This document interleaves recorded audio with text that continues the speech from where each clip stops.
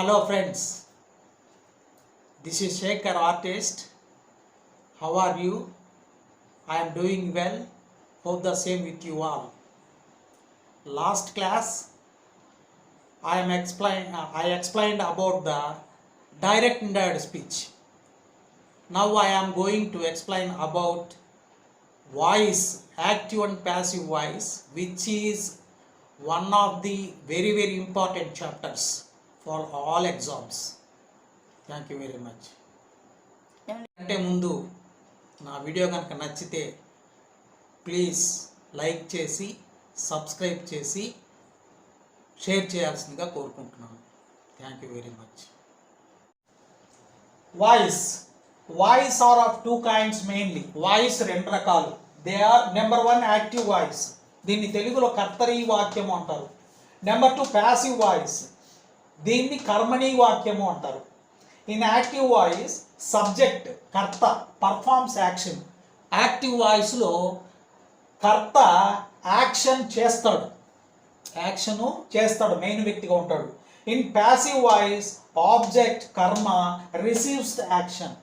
అంటే కర్త చేసే యాక్షన్ను ప్యాసివ్ వాయిస్లో కర్మ ఆబ్జెక్ట్ రిసీవ్ చేసుకుంటాడు. కాబట్టి సబ్జెక్ట్ అంటే కర్త, ఆబ్జెక్ట్ అంటే కర్మ. every sentence should be divided into 3 parts, which is called subject, object and verb. Verb అంటే పని. ప్రపంచంలో ప్రతి ఒక్కటి పని కిందకే వస్తుందన్నమాట.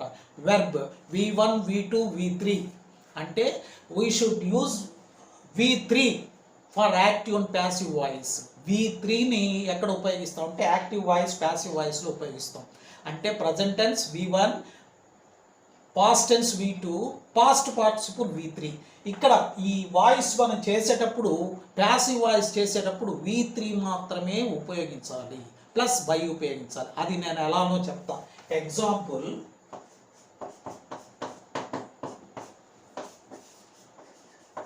Rama killed Ravana.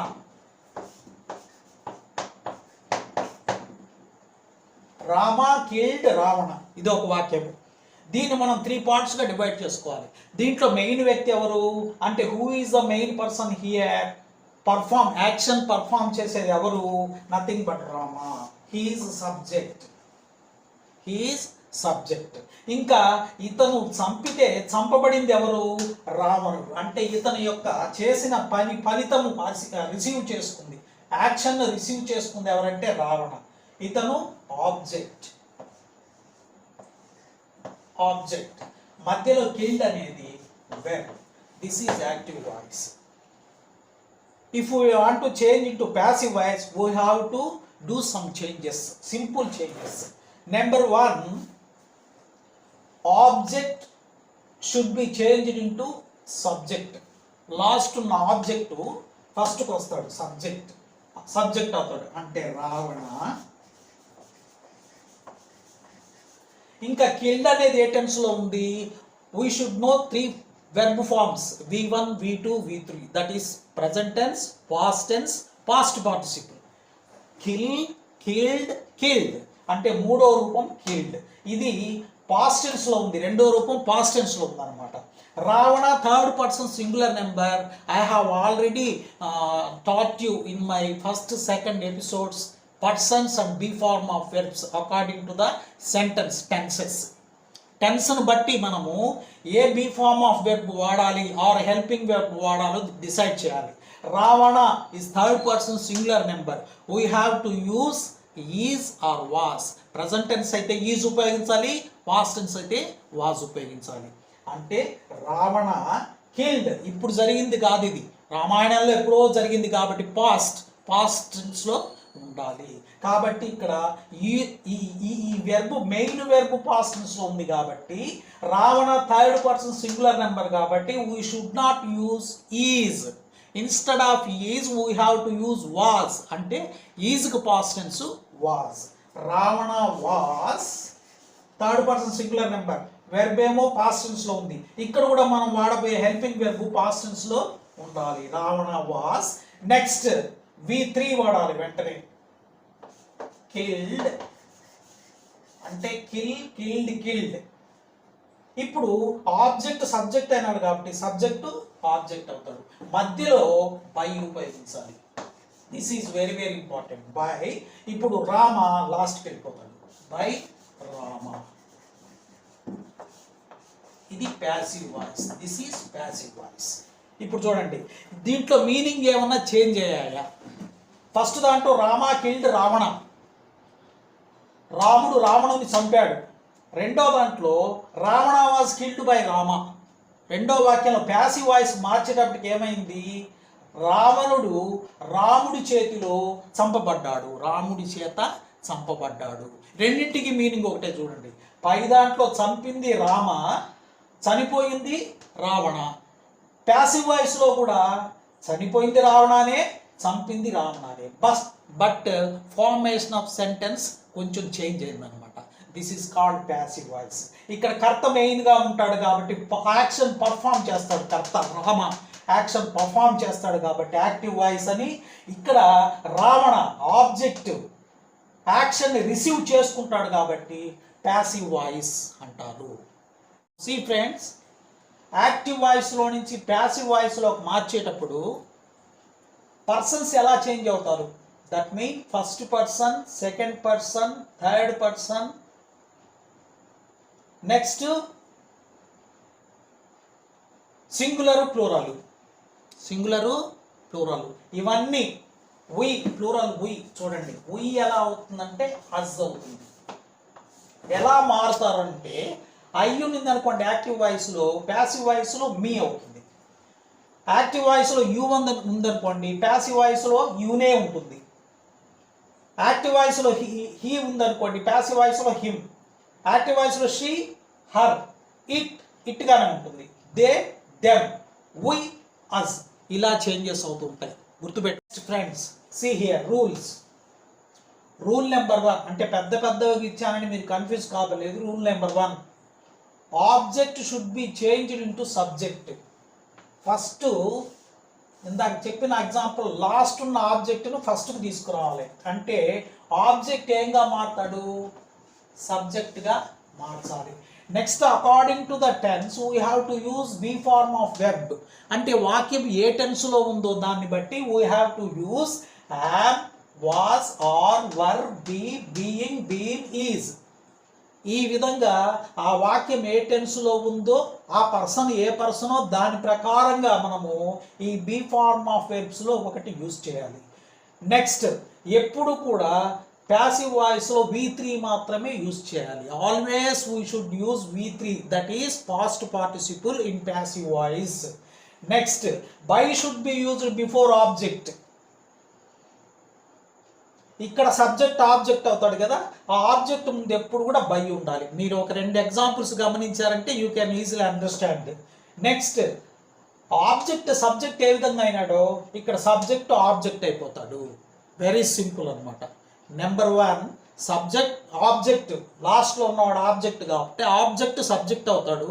Number 2 according to the tense of the sentence we have to use be form of verbs, that is am, or, were, was, been, being, etc.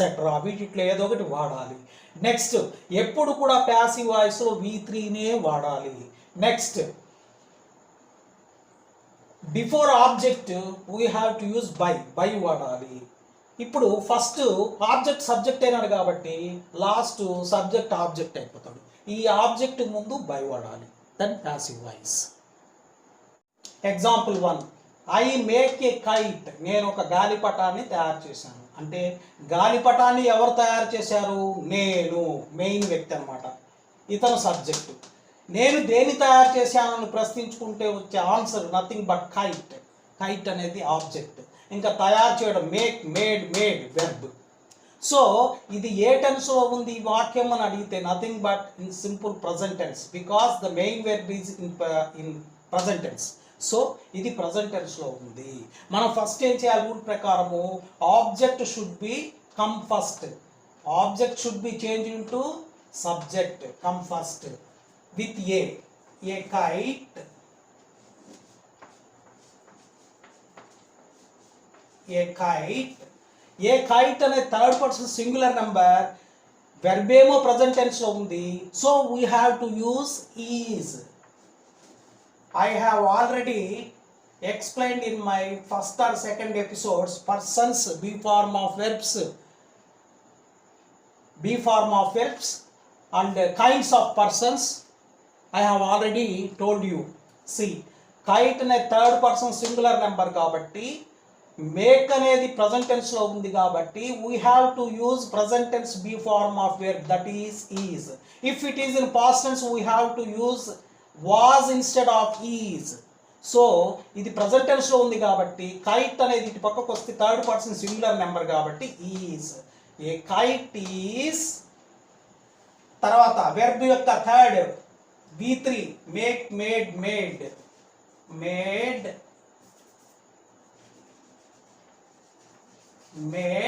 తర్వాత by. ఇందాక ఐ ఏ విధంగా చేంజ్ అవుతుందని చెప్పాను, బై మీ అంటే నా చేత గాలిపటము తయారు చేయబడుతుంది.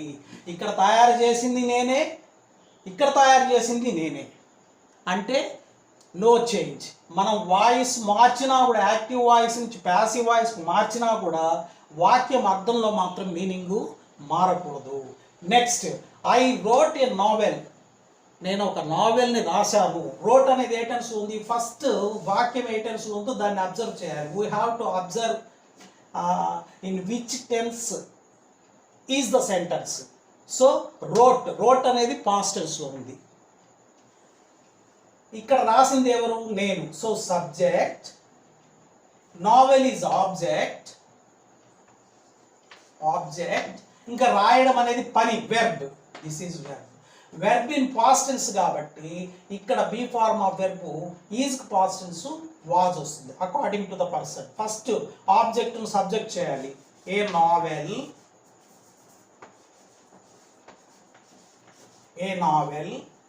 ఇక్కడ ప్రజెంట్ టెన్స్ లో ఉంది కాబట్టి ఈజ్ పెట్టా, ఇక్కడ పాస్ట్ టెన్స్ లో ఉంది కాబట్టి was. A novel was.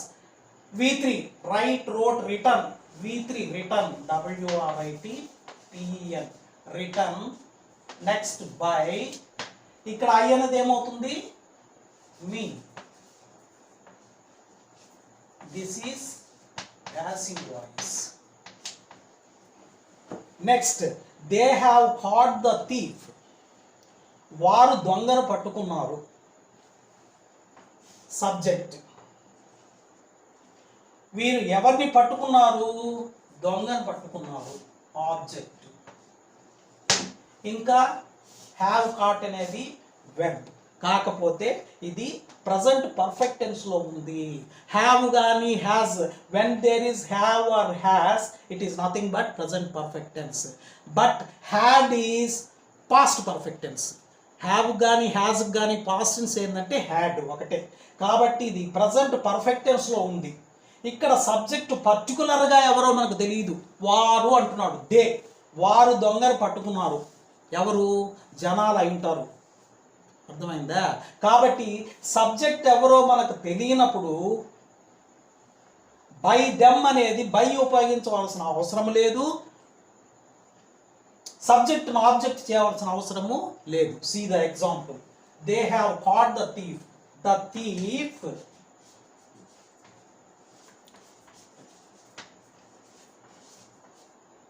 The thief. ఇక్కడ దే వచ్చింది కాబట్టి హ్యావ్ వచ్చింది. ఇక్కడ ద థీఫ్ ఫస్ట్కి వచ్చింది. The thief third person singular number కాబట్టి హీ, షీ, ఇట్కి హ్యావ్ వాడకూడదు. Instead of have we have to use has. The thief has. Perfect టెన్స్లో ఉన్నప్పుడు బీన్ అనేది ఎక్స్ట్రాగా వాడాలి ప్యాసివ్ వాయిస్లో. Been. The thief has been caught. Passive voice. ఇక్కడ మనం బై ఉపయోగించలా, సబ్జెక్ట్ను ఆబ్జెక్ట్ చేయలే, ఆబ్జెక్ట్ను సబ్జెక్ట్ చేసా కానీ సబ్జెక్ట్ను ఆబ్జెక్ట్ చేయలే. Because when we don't know about the subject particularly, we should not use by and we should not change the subject into object. అంటే should not అంటే చేయకూడదని కాదు, చేసినా పర్వాలేదు చేయకపోయినా పర్వాలేదు అనమాట, ఎట్టయినా పర్వాలేదు. సాధారణంగా ఇక్కడ రూల్ ఏంటంటే సబ్జెక్ట్ ఎవరో పర్టికులర్గా తెలియనప్పుడు బై ఉపయోగించవలసిన అవసరం లేదు, సబ్జెక్టును ఆబ్జెక్ట్ చేయవలసిన అవసరం లేదు. సింపుల్గా the thief has been caught, దొంగను పట్టుకున్నారు, వాళ్ళు ఎవరో తెలీదు. పోలీసు కనుకైతే పోలీస్ అని ఇస్తాడనమాట, ఇక్కడ ఇవ్వలేదు కాబట్టి పర్టికులర్గా అది రూల్ అనమాట. సబ్జెక్ట్ ఎవరో పర్టికులర్గా తెలియనప్పుడు we need not use by and need not change subject into object. Next, the teacher is teaching A lesson. Is teaching, this is present tense. If we add V1 ing form to V1, it is nothing but continuous. Present continuous అంటే మన కళ్ళ ముందు జరుగుతున్నది. The teacher is teaching A lesson. Teacher మనం చూస్తున్నాం, teacher lesson చెప్తూ ఉన్నది. దీన్ని ప్రజెంట్ కంటిన్యూస్ టెన్స్ అంటారు. ప్రజెంట్ కంటిన్యూస్ టెన్స్లను ప్యాసివ్ వాయిస్లోకి మార్చేటప్పుడు ఈజ్ అలాగే ఉపయోగిస్తూ చూడండి. ఆబ్జెక్ట్ ఇక్కడ టీచర్ అనేది సబ్జెక్ట్, టీచింగ్ అనేది వెర్బ్, ఏ లెసన్ అనేది ఆబ్జెక్ట్. ఫస్ట్ ఆబ్జెక్ట్ సబ్జెక్ట్ కావాలి.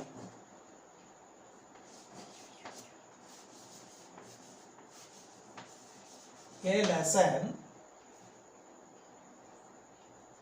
ఈజ్ అలాగే రావాలి. ఈజ్ ఇంగ్ ఫామ్ ఎక్కడొచ్చినా సరే, ఈజ్ వచ్చినా వాజ్ వచ్చినా బీయింగ్ దాన్ని అలాగే రాస్తూ, ఈజ్ వచ్చినా వాజ్ వచ్చినా దాన్ని అలాగే రాస్తూ బీయింగ్ అనే బీ ఫార్మ్ ఆఫ్ వెర్బ్ను వాడాలి. ఏ లెసన్ ఈజ్ బీయింగ్, తర్వాత V3 అంటే టీచ్ టాట్ టాట్ టాట్, తర్వాత బై, తర్వాత ద టీచర్.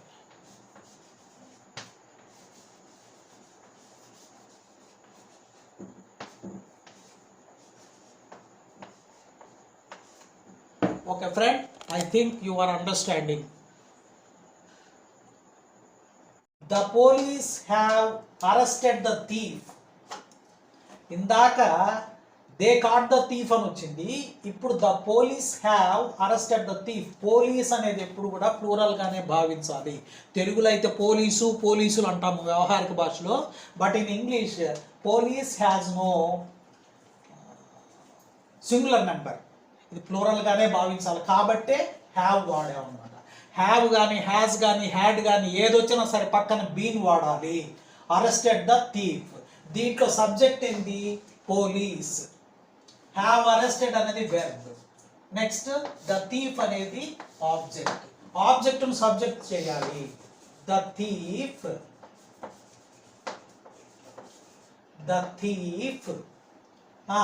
ఇక్కడ ఇది ప్లూరల్ నెంబర్ కాబట్టి హ్యావ్ వాడడం. ఇక్కడికి వచ్చేటప్పుడు thief singular number third person, have వాడకూడదు. హ్యావ్కు బదులు హ్యాజ్,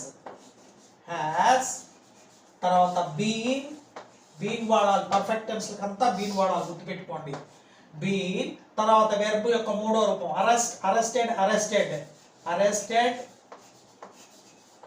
అరెస్టెడ్ బై.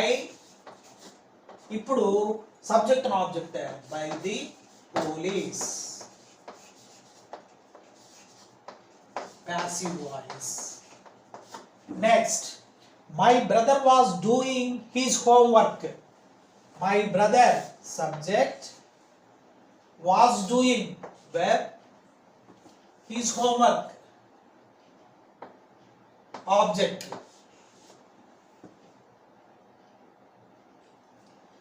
ఇక్కడ హీస్ హోంవర్క్ అంటే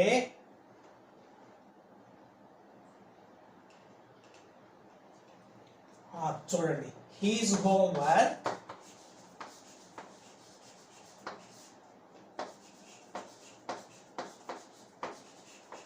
వాస్, ఇంగ్ ఫామ్ వచ్చినప్పుడు బీయింగ్ వాడాలని చెప్పా. బీయింగ్ అంటే ఇక్కడ ఈజ్ వస్తే ఈజ్ ఉపయోగిస్తూ బీయింగ్, వాజ్ వస్తే వాజ్ ఉపయోగిస్తూ బీయింగ్. డన్ మూడో రూపం, do did done by my brother, my brother. లేకపోతే ఇక్కడ హీజ్ లేకపోయినా మీరు తీసేసుకోండి, హీజ్ బల్ల. హోంవర్క్ నుంచి మెయిన్గా రాసుకోండి. Homework was being done by my brother. ఇది passive voice. Next, the workers had called off the thief. Called off అంటే మానివేయడం, అంటే వాళ్ళు స్ట్రైక్ చేస్తున్నారు. స్ట్రైక్ చేస్తూ వాళ్ళ కోరికలు ఒప్పుకున్నారు యాజమాన్యం, స్ట్రైక్ కాల్డ్ ఆఫ్ అయిపోయింది, అంటే స్ట్రైక్ మానేశారు. కాబట్టి ఇక్కడ the workers subject, had called అనేది వెర్, కాల్డ్ ఆఫ్ ఇక్కడ వరకు. ద స్ట్రైక్ అనేది ఆబ్జెక్ట్, ఆబ్జెక్ట్ను సబ్జెక్ట్ చేయాలి అంటే the strike,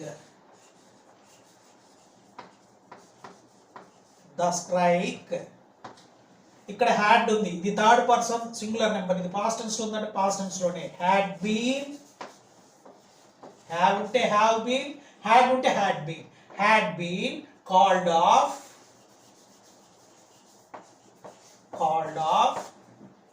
by the workers,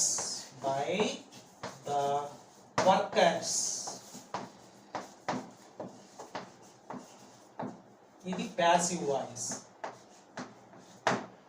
next last one చూడండి. he has bought a car,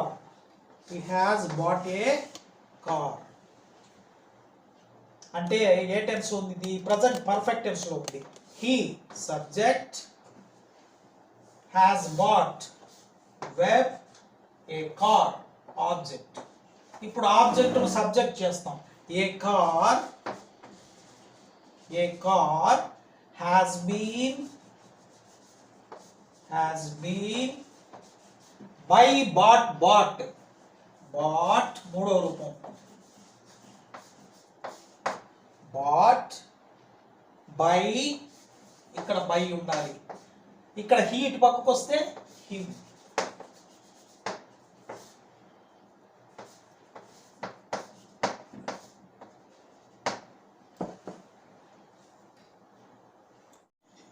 yes, next ఇది ఫ్యూచర్ టెన్స్ సంబంధించి. అంటే how can we find out whether it is future or not? If there is will or shall before V1 verb, అంటే present tense verb ముందు will కానీ shall కానీ ఉంటే that is future tense. పైగా tomorrow అంటున్నాడు. Tomorrow అంటే రేపు చేయబోయే పని. I will complete the work tomorrow, నేను పనిని రేపు పూర్తి చేస్తాను అంటే ఫ్యూచర్ టెన్స్. ఫ్యూచర్ టెన్స్ మనం ప్యాసివ్ వాయిస్లో మార్చేటప్పుడు విల్ కానీ షెల్ కానీ షుడ్ కానీ వుడ్ కానీ ఏదున్నా సరే వీ హ్యావ్ టు బీ అనే be form of verb, be అనే బీ ఫార్మ్ ఆఫ్ వెర్బ్ని యూజ్ చేయాలి. యు సీ, ఐ సబ్జెక్ట్, ఇదంతా వెర్బ్, ద వర్క్ ఇది ఆబ్జెక్ట్, అంతేగాని టుమారో ఆబ్జెక్ట్ కాదు. చూడండి, నేను దేన్ని పూర్తి చేస్తాను, వర్క్ని. నేను అనేది సబ్జెక్టు, దీని ఎఫెక్ట్ సబ్జెక్ట్ యొక్క ఎఫెక్ట్ దేని మీద పడుతుంది, ఆబ్జెక్ట్ మీద. దేని చేస్తాను, వర్క్ని. ద వర్క్ అనేది ఆబ్జెక్ట్. చాలామంది ఏంటంటే లాస్ట్లో ఆబ్జెక్ట్ కదా అని టుమారో అనే ఆబ్జెక్ట్ రాసేస్తారు. టుమారో ఈజ్ నాట్ ఆబ్జెక్ట్, ఇక్కడ వర్క్ అనేది ఆబ్జెక్ట్. సో ఆబ్జెక్ట్ సబ్జెక్ట్ కావాలి అంటే ద వర్క్ విల్ కానీ షెల్ కానీ వుడ్ కానీ షుడ్ కానీ whatever it may be, we have to use be. Using will or shall or should, will be. Complete, completed, V3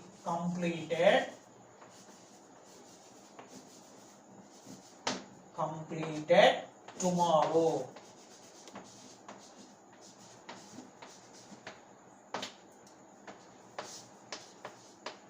చూసారా, ఇక్కడ చాలా మంది పొరపాటు చేసేది ఇక్కడే. They will treat tomorrow as object. దీన్ని తీసుకొచ్చి సబ్జెక్ట్ చేసేస్తాడు, మొత్తం తప్పైపోతుంది. మనం ప్రశ్నించుకోవాలి, ఐ అనేది సబ్జెక్ట్ అయినప్పుడు నేను దేన్ని చేస్తాను రేపు, వర్క్. వర్క్ అనేది object. So object should be changed into subject. The work will or shall, would or should, whatever it may be, using the same word with be form of verb be, will be. ఇక్కడ will కానీ shall కానీ would కానీ should కానీ ఏమున్నా సరే దాన్ని రాస్తూ పక్కన be, తర్వాత third B3 third form of the verb complete, completed, completed. ఎప్పుడు? టుమారో. అంతే. Next, she will bring me a gift. She will bring me a gift. This is special example because here there are two objects. There are two objects. She అనే subject, will bring అనేది verb, me అనేది object, A gift also object. When there are two objects in a sentence, we can start with any object, either me or a gift. You see, I will write two answers.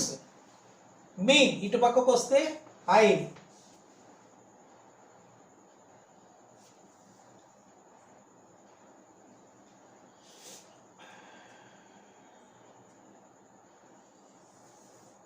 I,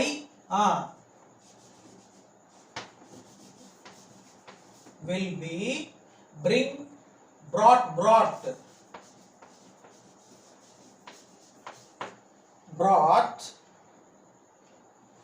a gift.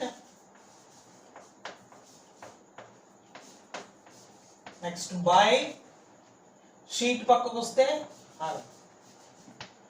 ఇదొక రకంగా రాయొచ్చు.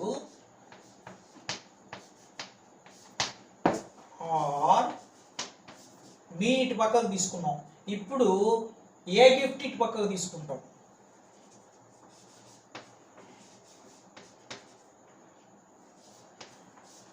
ఏ gift will be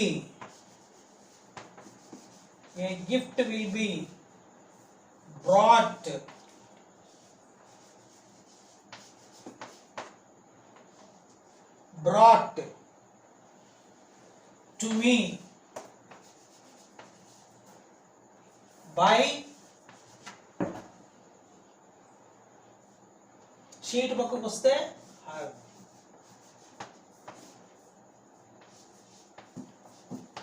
In this way, sometimes there are two objects will be there in a sentence. Then we can start with any object.